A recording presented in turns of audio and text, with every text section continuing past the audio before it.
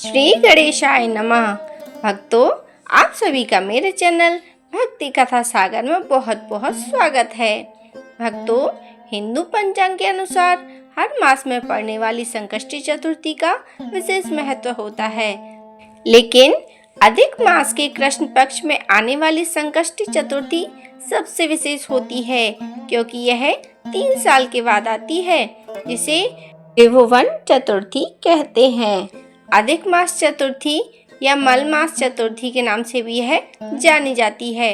इस दिन भगवान गणेश जी की विधिवत पूजा करने के साथ साथ व्रत भी किया जाता है। इसके अलावा शाम के समय चंद्रमा को अर्घ्य देने और पूजा करने के बाद ही व्रत खोला जाता है। मान्यता है कि त्रिभुवन संकष्टी चतुर्थी व्रत रखने से व्यक्ति को हर प्रकार की बाधा संकटों से मुक्ति मिल जाती है। इसके अलावा गणेश भगवान की विशेष कृपा, सुख समृद्धि, धन संपदा सभी की प्राप्ति होती है और मनोकामनाएं भी पूर्ण होती हैं। आइए जानते हैं इस साल त्रिभुवन संकष्टी चतुर्थी कब रहेगी। इस दिन शुभ मुहूर्त कौन से रहने वाले हैं और पूजा तथा चंद्रोदय का कब मुहूर्त रहने वाला है, पूजा किस प्रकार से करेंगे, ये सब कुछ जानते हैं। हिंदी पंचांग के अनुसार चतुर्थी तिथि इस बार 3 जून दिन बुधवार को रात 9:22 से शुरू होगी और 4 जून गुरुवार को रात्रि 11:30 पर समाप्त होगी। ऐसे में उदय तिथि और चंद्रोदय व्यापनी तिथि के अनुसार 4 जून गुरुवार को ही त्रिभुवन संकष्टी चतुर्थी का व्रत रखा जाएगा, लेकिन पंचांगों में 3 जून बुधवार को भी व्रत दिखाया गया है। तो आप अपने अपने क्षेत्र के अनुसार इस व्रत को चाहे तो 3 जून को रख सकते हैं और चाहे तो 4 जून को रख सकते हैं। हालांकि चंद्रोदय व्यापनी तिथि 4 जून गुरुवार को भी पड़ रही है, तो इस दिन भी आप व्रत रख सकते हैं। गुरुवार के दिन ब्रह्म मुहूर्त सुबह 4:08 से 4:56 तक रहेगा। सूर्योदय का समय रहेगा 5:44 का और सूर्यास्त का समय रहेगा शाम 7:05 का। अभिजीत मुहूर्त का शुभ मुहूर्त रहेगा 11:58 से दोपहर 12:51 तक। प्रातःकाल पूजा का शुभ मुहूर्त रहेगा 4:22 से 5:23 तक और शाम काल पूजा का शुभ मुहूर्त रहेगा 7:15 से रात्रि 8:17 तक। इस दिन राहु काल दोपहर 1:30 से 3 बजे तक रहेगा। भक्तों, चतुर्थी के व्रत में चंद्रमा को अर्घ्य देकर व्रत का पारण किया जाता है। तो 4 जून गुरुवार को रात्रि 10:33 पर चंद्रोदय होगा। इस समय के बाद से आप अर्घ्य देकर व्रत का पारण कर सकते हैं। 3 जून को चंद्रोदय रात्रि 9:51 पर होगा। अगर आपने 3 जून को व्रत रखा है तो आप इस समय के बाद से अर्घ्य देकर व्रत खोल सकते हैं। संकष्टी चतुर्थी के दिन सुबह ब्रह्म मुहूर्त में उठकर स्नान आदि कार्यों से निवृत्त होने के बाद साफ सुथरे वस्त्र धारण करें। इस दिन पीले, नारंगी किसी भी कलर के वस्त्र धारण आप कर सकते हैं या हरे रंग के वस्त्र भी आप धारण कर सकते हैं। फिर गणेश भगवान जी का ध्यान करके व्रत का संकल्प लें। एक तावे के लोटे में जल भरकर सबसे पहले सूर्य देवता को अर्पित करें। इसके बाद गणेश भगवान की पूजा आरंभ करें। त्रिभुवन संकष्टी चतुर्थी पर गणेश भगवान और चौथ माता की विधिवत पूजा करें। गणेश भगवान को सिंदूर, दूर्वा, अक्षत, पुष्प माला चढ़ाने के साथ भोग में मोतीचूर के लड्डू, बेसन के लड्डू या फिर तिल के लड्डू आप अर्पित कर सकते हैं। इसके साथ ऋतुफल भोग में अवश्य अर्पित करें। फिर उन्हें जल अर्पित करें। इसके बाद धूप दीप जलाकर विधिवत पूजा आरती करें। मंत्र चालीसा, संकष्टी चतुर्थी व्रत की कथा करने के बाद सबसे अंत में आरती करके भूल चूक के लिए क्षमा याचना करें। भक्तों, पूजा करने के बाद गणेश जी की कथा का श्रवण अवश्य करें, तभी आपको संपूर्ण व्रत का पुण्य फल प्राप्त होगा। दिन भर व्रत रखें। शाम को चंद्रोदय होने के बाद चंद्र देवता को अर्घ्य देने के साथ ही सिंदूर अक्षत चढ़ाने के बाद फिर भोग लगाएं। इस दिन नमक का सेवन नहीं किया जाता है। भोग में आप फलाहार का भोग भगवान को लगा सकते हैं। पान, सुपारी, इलायची का भी भोग आप लगा सकते हैं। शकरकंदी का भोग लगा सकते हैं। पूजा करते समय 108 बार ओम गंग गणपते नमो नमः मंत्र का जाप करें। यह बेहद शुभ माना जाता है। इसके अलावा हर तरह के कष्टों से मुक्ति पाने के लिए और राहु केतु के दोष से मुक्ति पाने के लिए भी संकष्टी चतुर्थी व्रत रखा जाता है। इससे सभी कष्ट और राहु केतु का दोष अवश्य ही दूर हो जाते हैं और श्री गणेश की कृपा आप पर बनी रहती है। तो इस व्रत को चंद्र दर्शन के बाद ही खोलना चाहिए। तो आइए इस व्रत की कथा हम श्रवण करते हैं। सतयुग के समय की बात है। इस कथा को महर्षि वेद व्यास ने पांडवों द्वारा रानी द्रौपदी को सुनाई गई थी। एक बार ऋषि जो कुरु वंश के रक्षक थे और पांडवों के वनवास के दौरान उनके विनम्र निवास पर गए और द्रौपदी जो पहले दुशासन और दुर्योधन द्वारा अपमानित की गई थी, सोचती है कि उसने इस तरह के उपचार के लिए क्या पाप किया था और इसके उस प्रश्न का उत्तर देने के लिए महर्षि राजा चंद्रसेन और उसकी रानी रत्नावली की कहानी कहने लगे।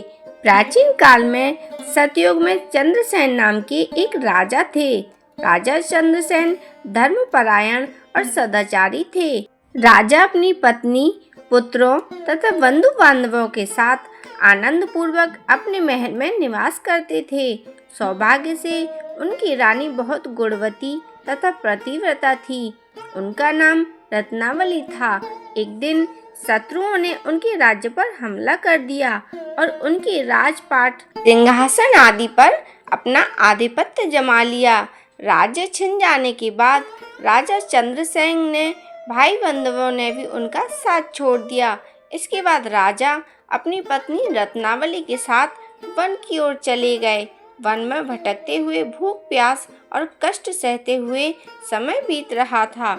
एक दिन वन में भटकती हुई रानी रत्नावली के पैर में कांटा चुभ गया। रानी के पैर में कांटा चुभने से राजा को अपार कष्ट हुआ। वन में भटकती हुई राजा की नजर महर्षि मार्कंडेय पर पड़ी। वे दोनों उनके पास गए और उन्हें प्रणाम किया।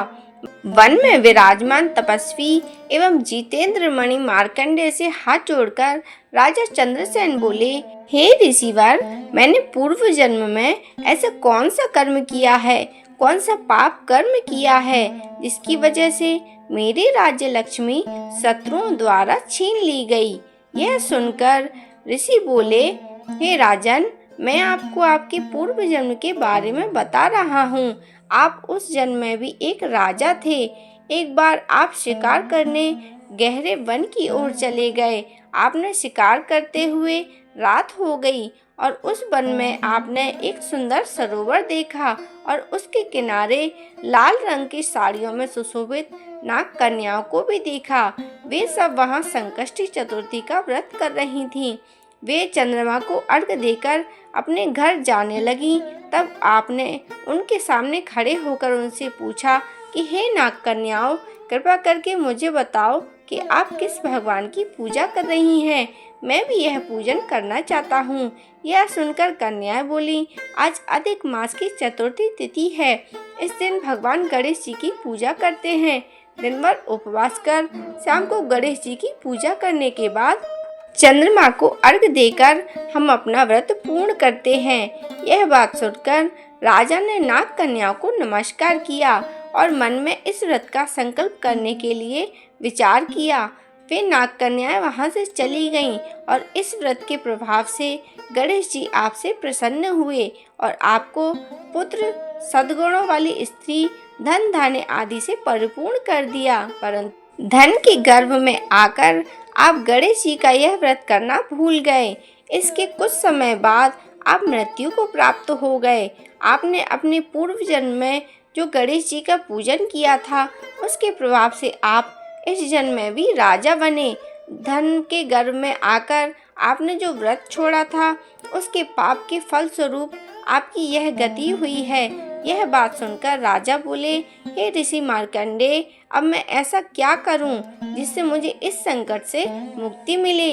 यह सुनकर ऋषि मार्कंडेय बोले, महाराज, आप पूरे विधि विधान से गणेश जी का पूजा अर्चना कीजिए, उनका व्रत रखिए, संकट नाशक अधिक मास की संकष्टी चतुर्थी का व्रत कीजिए, जिससे गणेश जी प्रसन्न होंगे और आपको पुनः राज्य वैभव प्राप्त होगा। मार्कंडेय ऋषि की बात सुनकर राजा ने उन्हें प्रणाम किया और अपनी कुटिया में चले गए। इसके बाद राजा ने अपनी रानी के साथ भक्ति पूर्वक विधिवत संकष्टी चतुर्थी का व्रत किया। व्रत के प्रभाव से शत्रु का नाश हुआ और उन्हें अपना खोया हुआ राजपाट सब कुछ पुनः प्राप्त हो गया। इस तरह से ऋषि वेदव्यास ने पांडवों को यह कथा सुनाकर पांडवों से कहा कि आप भी अधिक मास कृष्ण पक्ष संकष्टी चतुर्थी का व्रत पूरे विधि विधान के साथ करिए, तो आपको भी अपना खोया हुआ राजपाट पुनः प्राप्त हो जाएगा। तब पांडवों ने ऐसा ही किया और उन्हें भगवान गणेश की कृपा से अपना पुनः राजपाट सब धन संपदा पुनः प्राप्त हो गई। बोलो गणेश जी महाराज की जय। भक्तों, इसलिए गणेश जी महाराज का व्रत परम पावन और पुण्य फल प्रदान करने वाला होता है। इसलिए हमेशा गणेश जी का व्रत अवश्य रखें, उनकी कृपा दृष्टि आप पर हमेशा बनी रहेगी। बोलो गणेश जी महाराज की जय। बोलो चौथ माता की जय। भक्तों, अगर आपको मेरी वीडियो अच्छी लगी हो तो मेरी वीडियो को लाइक करें, शेयर करें और मेरे चैनल को सब्सक्राइब जरूर से करें और बेल आइकन को प्रेस करना ना भूलें, जिससे जब भी वीडियो अपलोड हो तो आप तक सबसे पहले नोटिफिकेशन पहुंच जाए। मेरी वीडियो देखने के लिए आप सभी लोगों का बहुत बहुत धन्यवाद।